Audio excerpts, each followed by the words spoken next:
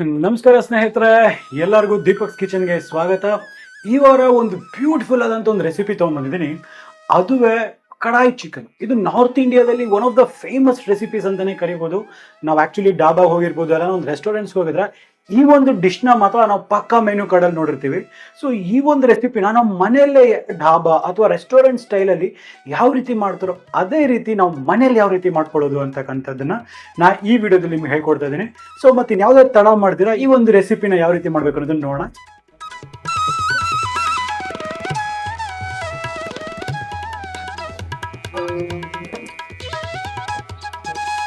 ಈಗ ನಾನಿಲ್ಲಿ ಒಂದು ಕಡಾಯಿನ ಬಿಸಿ ಮಾಡಕ್ಕೆ ಇಟ್ಟಿದ್ದೀನಿ. ಈ ಕಡಾಯಿ ಕೂಡ ಚೆನ್ನಾಗಿ ಬಿಸಿ ಆಗಿದೆ. ಸೊ ಇದರಲ್ಲಿ ನಾನು ಒಂದು 2 ಟೇಬಲ್ ಸ್ಪೂನ್ ಅಷ್ಟು ಎಣ್ಣೆ ಹಾಕೊತಾ ಇದ್ದೀನಿ. ಅದೇ ರೀತಿ 1 ಟೇಬಲ್ ಸ್ಪೂನ್ ಅಷ್ಟು ತುಪ್ಪ ಹಾಕ್ತಾ ಇದ್ದೀನಿ. ಎರಡು ಚೆನ್ನಾಗಿ ಬಿಸಿ ಆಗೋದಕ್ಕೆ ಬಿಡೋಣ. ನೋಡಿ, ಈಗ ಈ ಎಣ್ಣೆ ಮತ್ತು ತುಪ್ಪ ಚೆನ್ನಾಗಿ ಬಿಸಿ ಆಗಿದೆ. ಸೊ ಇದರಲ್ಲಿ ಒಂದು ಲವಂಗದ ಎಲೆ ಹಾಕ್ತಾ ಇದ್ದೀನಿ. ನೋಡಿ, ಈ ಆನಿಯನ್ಸ್ ಏನಿದೆ, ನಾನು ಇಲ್ಲಿ ಏನಿವಾಗ ಈ ಈರುಳ್ಳಿ ತೊಗೊಂಡಿದ್ದೀನಿ, ಈ ಹಚ್ಚಿರ್ತಕ್ಕಂಥ ಈರುಳ್ಳಿ ತೊಗೊಂಡಿದ್ದೀನಿ. ಸೊ ಇದ್ರಲ್ಲಿ ಮೋಸ್ಟ್ ಇಂಪಾರ್ಟೆಂಟ್ ಥಿಂಗ್ ಅಂತ ಹೇಳಿದ್ರೆ ಈ ಆನಿಯನ್ ಕಂಪ್ಲೀಟ್ ಆಗಿ ಗೋಲ್ಡನ್ ಬ್ರೌನ್ ಅಲ್ಲ, ಸ್ವಲ್ಪ ಫ್ರೈ ಆಗಬೇಕು. ರೀಸನ್ ಏನಪ್ಪ ಅಂತ ಹೇಳಿದ್ರೆ, ಸೊ ಇದ್ರ ಜೊತೆ ನೀರಿನ ಕಾಂಟ್ಯಾಕ್ಟ್ ಬಂದಾಗ, ಅಂದ್ರೆ ಗ್ರೇವಿ ಇದ್ರ ಕಾಂಟ್ಯಾಕ್ಟ್ ಬಂದಾಗ ಈ ಗ್ರೇವಿಯಲ್ಲಿ ಕಂಪ್ಲೀಟ್ ಡಿಸಾಲ್ವ್ ಆಗಿಬಿಡ್ಬೇಕು ಅಂತ ಹೇಳಿದ್ರೆ ನಾವು 100% ಇದನ್ನ ಸಾಟೆ ಮಾಡಲೇಬೇಕು. ಇದರಲ್ಲಿ ಸಣ್ಣಗೆ ಹಚ್ಚಿರ್ತಕ್ಕಂಥ 2 ಈರುಳ್ಳಿನ ಹಾಕೊತಾ ಇದ್ದೀನಿ.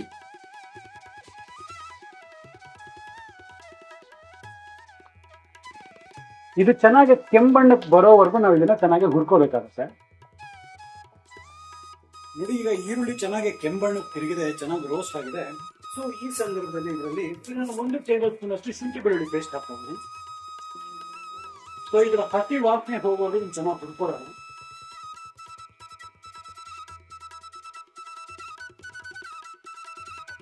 ಹಸಿ ವಾಸನೆ ಎಲ್ಲ ಮೀಡಿಯಂ ಸೈಜಿನ ಟೊಮೆಟೊ ಸಣ್ಣಕ್ಕೆ ಹಚ್ಚಿರ್ತಕ್ಕಂಥದ್ದು ಹಾಕೊಂತ ಇದ್ದೀನಿ. ಇದು ಸಹ ಅಷ್ಟೇ ಚೆನ್ನಾಗಿ ಇದು ಬೇಯಬೇಕು. ಇದರಲ್ಲಿ ಚೆನ್ನಾಗಿ ಒಂದಕ್ಕೊಂದು ಹೊಂದ್ಕೋಬೇಕು. ಅಲ್ಲಿವರೆಗೂ ಇದನ್ನು ಚೆನ್ನಾಗಿ ಮಿಕ್ಸ್ ಮಾಡಿ. ಟೊಮೆಟೊ ಆನಿಯನ್ ಎಲ್ಲ ಹಾಕಿದಾಗ ಹೇಗಿರ್ಬೇಕು ಅಂತ ಹೇಳಿದ್ರೆ ಲಿಟ್ರಲಿ ಒಂದು ಪೇಸ್ಟ್ ತರ ಆಗ್ಬಿಡ್ಬೇಕು.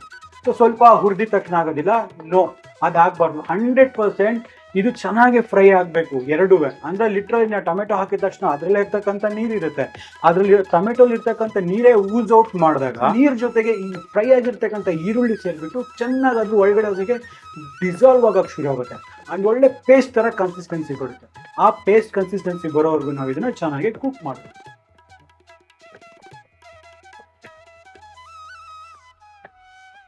ನೋಡಿ, ಈಗ ಎಣ್ಣೆ ಎಲ್ಲ ಚೆನ್ನಾಗಿ ಮೇಲೆ ತೇಲ್ತಾ ಇದೆ. ಈ ಟೊಮೆಟೊ ಕೂಡ ಸಹ ಚೆನ್ನಾಗಿ ಸಾಫ್ಟ್ ಆಗಿದೆ. ಸೊ ಈ ಸಂದರ್ಭದಲ್ಲಿ 1 ಟೀ ಸ್ಪೂನ್ ಅಚ್ಕಾರ ಪುಡಿ, 1 ಟೀ ಸ್ಪೂನ್ ಅಷ್ಟು ಧನಿಯಾ ಪುಡಿ, ಅರ್ಧ ಟೀ ಸ್ಪೂನ್ ಅಷ್ಟು ಜೀರಿಗೆ ಪುಡಿ, ಮತ್ತೆ ಇದಕ್ಕೆ ರುಚಿಗೆ ತಕ್ಕಷ್ಟು ಉಪ್ಪನ್ನ ಹಾಕೊಂತ ಇದ್ದೀನಿ. ಸೊ ಈಗ ಇದನ್ನೆಲ್ಲ ಒಂದ್ಸತಿ ಕ್ಲೀನಾಗಿ ಮಿಕ್ಸ್ ಮಾಡೋಣ. ಎಲ್ಲ ಒಂದಕ್ಕೊಂದು ಚೆನ್ನಾಗಿ ಹೊಂದ್ಕೋಬೇಕು. ನೋಡಿ, ಇದ್ರಲ್ಲಿ ಒಂದು ಟೆಕ್ನಿಕ್ ಇರುತ್ತೆ. ಈ ಸಂದರ್ಭದಲ್ಲಿ ನಾವೇನ್ ಮಾಡ್ಬೇಕಾಗತ್ತ, ಇವಾಗೆಲ್ಲ ಚೆನ್ನಾಗಿ ಎಣ್ಣೆಯಲ್ಲಿ ರೋಸ್ಟ್ ಆಗ್ತಾ ಇರುತ್ತೆ, ಜಾಸ್ತಿ ಆಗ್ಬಿಟ್ರೆ ಸುಡೋ ಚಾನ್ಸಸ್ ಇರುತ್ತೆ. ಸೊ ಅದಕ್ಕಾಗಿ ನಾವೇನ್ ಮಾಡ್ತೀವಿ, ಇಲ್ಲಿ ಒಂದ್ ಸ್ವಲ್ಪ ನೀರಿನ ಸೇರ್ಕೊಂತೀವಿ. ಕಾರಣ ಏನಪ್ಪಾ ಅಂತ ಹೇಳಿದ್ರೆ, ಈ ಮಸಾಲೆ ಪದಾರ್ಥಗಳು ಏನಿರುತ್ತೆ, ಈ ಪುಡಿ ಮಸಾಲೆಗಳು, ಇದು ಏನಾಗುತ್ತೆ, ಮಸಾಲೆ ಪದಾರ್ಥಗಳು ಸುಡೋದಿಲ್ಲ. ಈ ತರ ಮಾಡಿ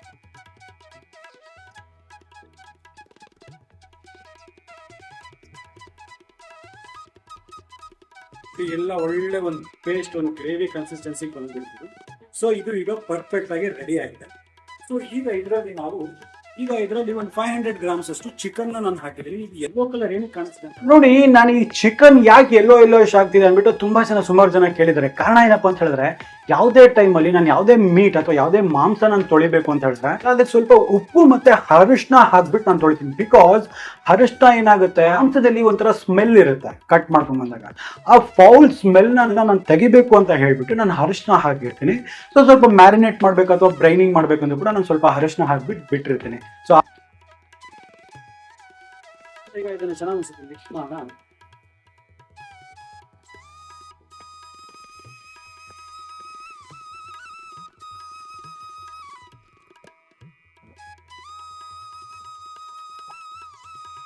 ನೋಡಿ, ಇಲ್ಲಿ ಚಿಕನ್ ಅಲ್ಲೇ ಸ್ವಲ್ಪ ನೀರಿರುತ್ತೆ. ಆ ನೀರೆಲ್ಲ ಹೊರಗೆ ಬಂದು ಅದು ಚೆನ್ನಾಗಿ ಡ್ರೈ ಆಗಬೇಕು. ಅಲ್ಲಿವರೆಗೂ ಇದನ್ನ ನಾವು ಚೆನ್ನಾಗಿ ಕುಕ್ ನೋಡಿ. ಈಗ ಇದರಲ್ಲಿ ಎಣ್ಣೆ ಎಲ್ಲ ಮೇಲೆ ಚೆನ್ನಾಗಿ ತೇಲ್ತಾ ಇದೆ. ಈ ಸಂದರ್ಭದಲ್ಲಿ ನಾವಿಲ್ಲಿ ಅರ್ಧ ಕಪ್ನಷ್ಟು ಗಟ್ಟಿ ಮೊಸರನ್ನ ಹಾಕೊಂಡು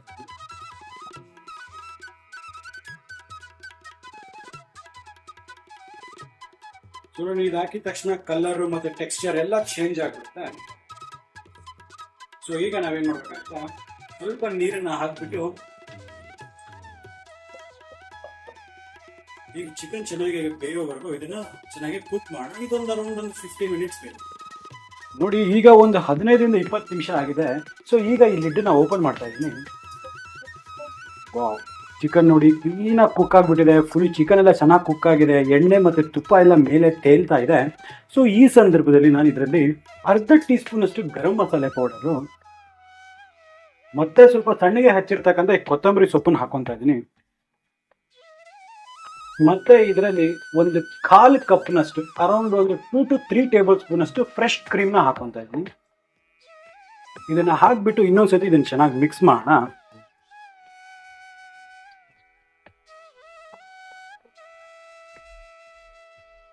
ಇದನ್ನ ಹಾಕಿ ಇನ್ನು ಒಂದು 5 ಮಿನಿಟ್ಸ್, ಇನ್ನೊಂದು 5 ನಿಮಿಷದ ಕಾಲ ಇದನ್ನ ಚೆನ್ನಾಗಿ ಡ್ರೈ ಆಗೋದಕ್ಕೆ ಬಿಡೋಣ. ನಿಮಗೆ ಈ ಸಂದರ್ಭದಲ್ಲಿ ಇನ್ನು ಸ್ವಲ್ಪ ನಿಮಗೆ ಖಾರ ಅಥವಾ ಉಪ್ಪು ಬೇಕಂದ್ರೆ ಈ ಟೈಮಲ್ಲಿ ನೋಡಿಕೊಂಡು ಸೀಸನಿಂಗ್ ಅಡ್ಜಸ್ಟ್ ಮಾಡ್ಕೋಬಹುದು. ಹಾಗೆ ಇದರಲ್ಲಿ ಸ್ವಲ್ಪ ಕಸೂರಿ ಮೇಥಿನ ಹಾಕೋಬೇಕಾಗುತ್ತೆ.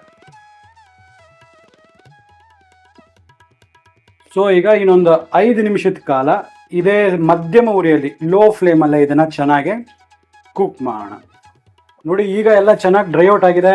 ಎಣ್ಣೆ ಮತ್ತು ಎಲ್ಲ ತುಪ್ಪ ಎಲ್ಲ ಮೇಲೆ ತೇಲ್ತಾ ಇದೆ. ಸೊ ಈಗ ಇದು ಪರ್ಫೆಕ್ಟ್ ಆಗಿ ಆಗಿದೆ ನೋಡಿ. ಚಿಕನ್ ಕೂಡ ಪರ್ಫೆಕ್ಟ್ ಆಗಿ ಕುಕ್ ಆಗಿದೆ. ಈಗ ನಮ್ಮ ಈ ಕಡಾಯಿ ಚಿಕನ್ ಸವಿಯೋದಕ್ಕೆ ಸಿದ್ಧ. ಹಾಗಾದ್ರೆ ನೋಡಿದ್ರಲ್ಲ ವೀಕ್ಷಕರೇ, ಈ ಚಿಕನ್ ಕಡಾಯಿ ಮಾಡ್ತಕ್ಕಂಥದ್ದು ಎಷ್ಟು ಸುಲಭ ಅಂದ್ಬಿಟ್ಟು ನಾ ಹೇಳಿರ್ತಕ್ಕಂಥ ರೀತಿಯಲ್ಲೇ ಮಾಡಿ ಈ ಸ್ಟೆಪ್ಸ್ನ ಫಾಲೋ ಮಾಡಿ ನಿಮಗೆ ಜಾಸ್ತಿ ಕಷ್ಟ ಅನ್ಸಲ್ಲ. ಅಲ್ಲಿ ಆ ರೆಸ್ಟೋರೆಂಟ್ಸ್ ಆಗಿರ್ಬೋದು, ಡಾಬಾಗಳಲ್ಲಿ ಏನು ಮಾಡ್ತಾರೆ ಅಂದರೆ ಸ್ವಲ್ಪ ತುಪ್ಪ ಆಗಿರ್ಬೋದು, ಸ್ವಲ್ಪ ಎಣ್ಣೆನಾಗಿ ಜಾಸ್ತಿ ಯೂಸ್ ಮಾಡ್ತಾರೆ. ಸೊ ನಾನು ಹಾಗಾಗಿ ಏನು ಮಾಡಿದ್ದೀನಿ, ಎಣ್ಣೆ ಮತ್ತು ತುಪ್ಪ ಎರಡೂ ಮಿಕ್ಸ್ ಮಾಡಿದ್ದೀನಿ. ಅದು ಲಾಸ್ಟಲ್ಲಿ ನಾನು ಸ್ವಲ್ಪ ಕ್ರೀಮ್ ಹಾಕಿದ್ದೀನಿ. ಸೊ ಹಾಗಾಗಿ ಅದರ ಟೇಸ್ಟ್ ತುಂಬಾ ಜಾಸ್ತಿ ಎಲಿವೇಟ್ ಆಗುತ್ತೆ. ಸೊ ಈ ಥರ ಒಂದು ವೇರಿಯೇಷನ್ ನೀವು ಮಾಡಿಬಿಡಿ, ಖಂಡಿತ ನಿಮ್ಗೆ ಇಷ್ಟ ಆಗುತ್ತೆ. ಮತ್ತು ಆ ಡಿಶ್ನ ಮಾಡಿ ಅದು ಯಾವ ರೀತಿ ಆಗಿದೆ ಅಂದ್ಬಿಟ್ಟು ನನಗೆ ನಾನು ಇನ್ಸ್ಟಾಗ್ರಾಮ್ ಮತ್ತು ಫೇಸ್ಬುಕ್ ಪೇಜ್ಗಳಲ್ಲಿ ತಿಳಿಸ್ತಕ್ಕಂಥದ್ದು, ಆ ಫೋಟೋಸ್ನ ಶೇರ್ ಮಾಡ್ತಕ್ಕಂಥದ್ದನ್ನು ಮರಿಬೇಡಿ. ಸೊ ಈ ಡಿಶ್ ಮಾಡಿದ್ರೆ ಯಾವ ರೀತಿ ಆಗ್ಬಿಟ್ಟು ನನ್ನ ಕಮೆಂಟ್ ಸೆಕ್ಷನಲ್ಲಿ ಕೂಡ ನೀವು ಹೇಳಿ.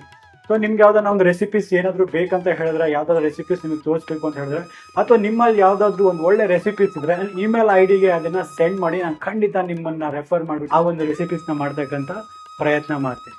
ಸೊ ಹಾಗಾದ್ರೆ ನಂಗೆ ಅನ್ಸುತ್ತೆ ನಿಮ್ಗೆ ವಿಡಿಯೋ ಇಷ್ಟ ಆಗಿದೆ ಅಂದ್ಬಿಟ್ಟು. ಇದ್ರೆ ಗೊತ್ತಲ್ಲ ಇಷ್ಟು ಕಷ್ಟ ಬೀಳ್ತಾ ಇದ್ದೀನಿ ನಿಮಗೋಸ್ಕರ. ಕೆಳಗಡೆ ಸಬ್ಸ್ಕ್ರೈಬ್ ಬಟನ್ ಇರುತ್ತೆ, ಸಬ್ಸ್ಕ್ರೈಬ್ ಬಟನ್ ಪ್ರೆಸ್ ಮಾಡಿ, ಬೆಲ್ ಐಕನ್ ಟಚ್ ಮಾಡಿ, ಹಾಗೆ ಆಲ್ನ ಮಾಡಿ. ನಿಮ್ಗೊಬ್ರು ಸಬ್ಸ್ಕ್ರೈಬ್ ಮಾಡಿದ್ರೆ ಸಾಲದು, ಸಬ್ಸ್ಕ್ರೈಬರ್ ತುಂಬ ಕಮ್ಮಿ ಇದ್ದಾರೆ. ಸೊ ಹಾಗಾಗಿ ನಿಮ್ಮ ಫ್ರೆಂಡ್ಸ್ ಮತ್ತು ಫ್ಯಾಮಿಲಿ ಕೂಡ ನಮ್ಮ ಚಾನಲ್ನ ರೆಫರ್ ಮಾಡಿ ಅವ್ರನ್ನ ಸಬ್ಸ್ಕ್ರೈಬ್ ಮಾಡ್ಕೊಳ್ಳೋಕೆ ಹೇಳಿ. ಸೊ ಹಾಗಾದ್ರೆ ಮುಂದಿನ ವಾರ ನಾನು ಇನ್ನೊಂದು ಹೊಸ ಸಂಚಿಕೆಯಲ್ಲಿ ಮುಂದೆ ಹಾಜರಿರ್ತೀನಿ. ಅಲ್ಲಿವರೆಗೂ ನಾನು ನಿಮ್ಮ ದೀಪಕ್ ಕ್ಷತ್ರಿಯ ಸೈನಿಂಗ್ ಆಫ್. ಆ್ಯಂಡ್ ಜೈ ಹಿಂದ್, ಜೈ ಕರ್ನಾಟಕ. ನಮಸ್ಕಾರ.